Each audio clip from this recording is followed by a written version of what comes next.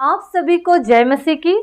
Strong tower channel में आप सबों का स्वागत है। प्रियो, वचन में जाएं इससे पहले एक सवाल है। प्रियो, अभी हम क्रिसमस मनाने वाले हैं, बड़ा दिन। तो क्या बाइबल में कहीं ऐसा लिखा है कि हम क्रिसमस मनाने के लिए हमको पूरी डेकोरेशन करना है, घर के अंदर बाहर सजाना है, स्टार लगाना है या क्रिसमस ट्री को सजाना है? ऐसा कहाँ लिखा है? और अगर नहीं लिखा है तो हम ये सब करें। घर साफ करना अच्छी बात है, डेकोरेशन करना, लाइटिंग करना अच्छी बात है, सजावट को करना भी अच्छी बात है प्रियो। लेकिन हर एक साल हम ये दिन मना रहे हैं, हर दिन हम नए वर्ष में प्रवेश कर रहे हैं, तो क्या हमारा जीवन कोई एक सन में बदल रहा है? क्या वो सजावट जो आज हम घर में कर रहे हैं और वो डेकोरेशन जो अपनी आत्मा के लिए, देह के लिए, प्राण के लिए, जीवन के लिए हम कर रहे हैं, क्या वो सजावट हमारे जीवन में हो रहा है कि नहीं हो रहा है? और अगर कोई बदलाव नहीं आया है आज तक, तो आज अभी और इसी वक्त से हम अपने जीवन को बदलें, ताकि जब नए वर्ष में कदम रखें तो हमारा जीवन उस पुराने जुए से आज़ाद हो जाए। पुराने जीवन को हम छोड़कर, पुराने मनुष्य को उतार कर एक नए मनुष्य को ग्रहण करें, प्रभु के साथ आगे बढ़े। वचन से हम देखें कि वचन हमारे जीवन से क्या चाहता है। प्रियो, आज हमारा जीवन कहाँ पर है? आज हम भेदभाव करने में लगे हुए। आज घर में अगर 4 सदस्य हैं, आज अगर 2 बच्चे हैं तो दोनों बच्चों के साथ भी भेदभाव होता है। एक को ज़्यादा मिल रहा है तो एक को कम मिल रहा है। अगर हम वचन से देखें, नीति वचन 11 अध्याय उसका पहले पद में लिखा है कि छल के तराजू से यहोवा को घृणा है, पर वो पूरे बटखरे से प्रसन्न होते हैं। छल का तराजू का मतलब ये हुआ, आज हर एक के जीवन में छल, ईर्ष्या, सारी वो कपट, आत्मा के अगेंस्ट के फल भरे हुए हैं।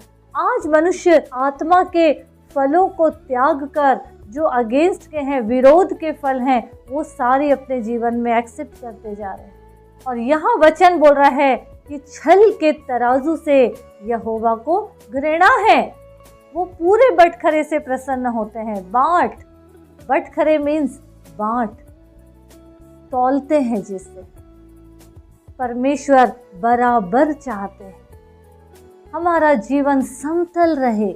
वचन के हिसाब से देखें तो आज हमारा जीवन प्रभु के साथ साथ आगे बढ़ रहा है कि बस लोग टॉर्चर कर रहे हैं, लोग हमें पीछे खींच रहे हैं तो हम पीछे खिंचते चले जा रहे हैं, बस पुराने रीति रिवाज में लगे हुए हैं। जैसे हमारे पापा ने किए, जैसे हमारे दादा ने किए, जैसे हमारे परदादा ने किए, जैसे हमारी पीढ़ी दर पीढ़ी चली आ रही है, वैसे पूरे नियम कायदे को हम भी निभा रहे हैं क्या?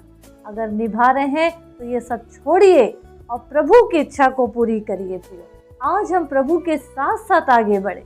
आज अगर हम प्रभु के साथ आगे बढ़ते हैं तो कई रुकावट हमारे जीवन में आते हैं। प्रियो, अगर हम श्रेष्ठ गीत 2 उसका 15 पद पढ़ते हैं, वचन कहता है, जो छोटी लोमड़ियां दाख की बारियों को बिगाड़ती है उन्हें पकड़ लो, क्योंकि हमारी दाख की बारियों में फूल लगे हैं।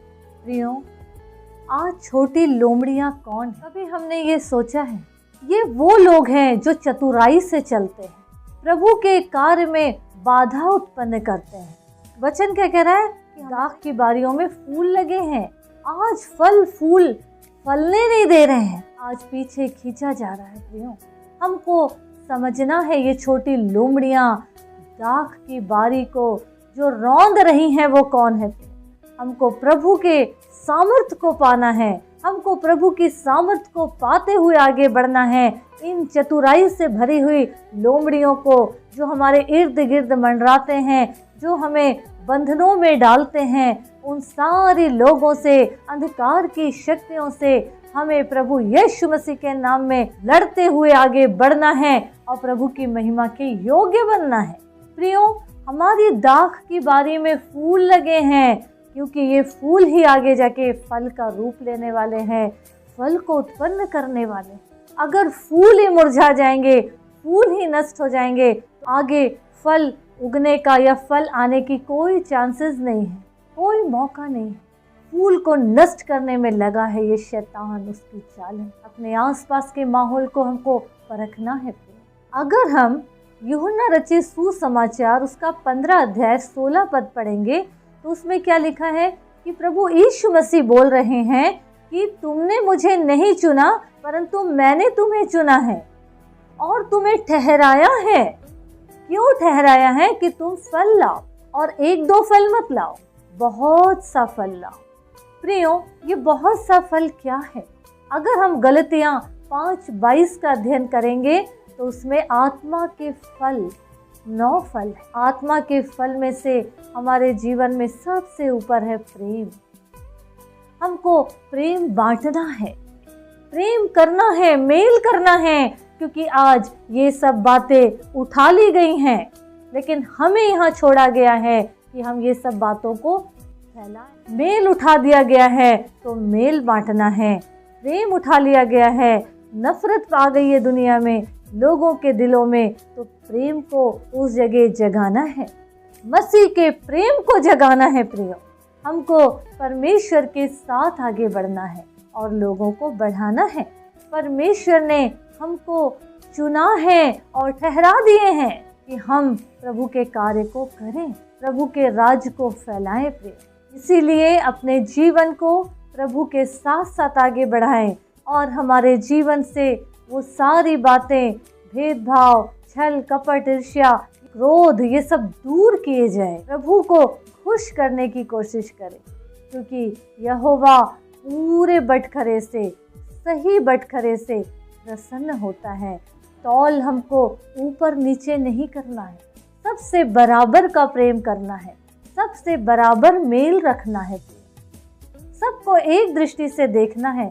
कोई ऊंच और नीच, अमीर और गरीब, काला गोरा देख के नहीं करना, सुंदर है बदसूरत है, ऐसे हमको नहीं चलना है, क्योंकि हम मसीह के देह हैं और प्रभु ने हमसे प्यार किया है, हमारे लिए इकलौता पुत्र दे दिया। प्रियो, तो उन्होंने कोई भेदभाव नहीं किया, और आज भी खुदा कोई भेदभाव नहीं करते हैं, बराबर सबको सर्दी, गर्मी, बारिश वो देते हैं, सबके जीवन में आता है। लेकिन हमारे जीवन में वो भेदभाव है, इसीलिए आज इतनी दुआ बंदगी के बाद भी, उपवास के बाद भी घुटने टूट जाएंगे, टिका टिका के, आंसू बहा बहा के, आंखें खुश्क हो जाएंगी, और उपवास रख रख के हमारा जीवन कमज़ोर और कमज़ोर हो जाएगा। अगर हमने प्रभु को सच्चाई से ग्रहण नहीं किया, सच्चाई से हमने अपने पड़ोसी से प्रेम नहीं किए, तो कोई फ़ायदा नहीं ये सब करके, इतना त्याग करके। अगर हम ये सब नहीं भी कर रहे, प्रभु के चरणों में बैठ के दुआ कर रहे हैं अपने जीवन के लिए, दूसरों के जीवन के लिए, तो हमारे जिस दुआ में पावर है प्रियो, हमारे शब्दों में पावर है, हमारी दुआ सुन ली जाएंगी और हर एक छुड़ाए जाएंगे, बचाए जाएंगे। ये लोमड़ियों को दुनिया की बातें, देह की बातें जीवन में हावी नहीं होने देना है और प्रभु के साथ आगे बढ़ना है, प्रभु के कार्य को फैलाना है, ताकि हमारा जीवन और दूसरों का जीवन प्रभु की महिमा के योग्य बन जाए। प्रभु यीशु मसीह इस वचन के माध्यम से हम सबों को बहुतायत की आशीष। आमीन, आमीन।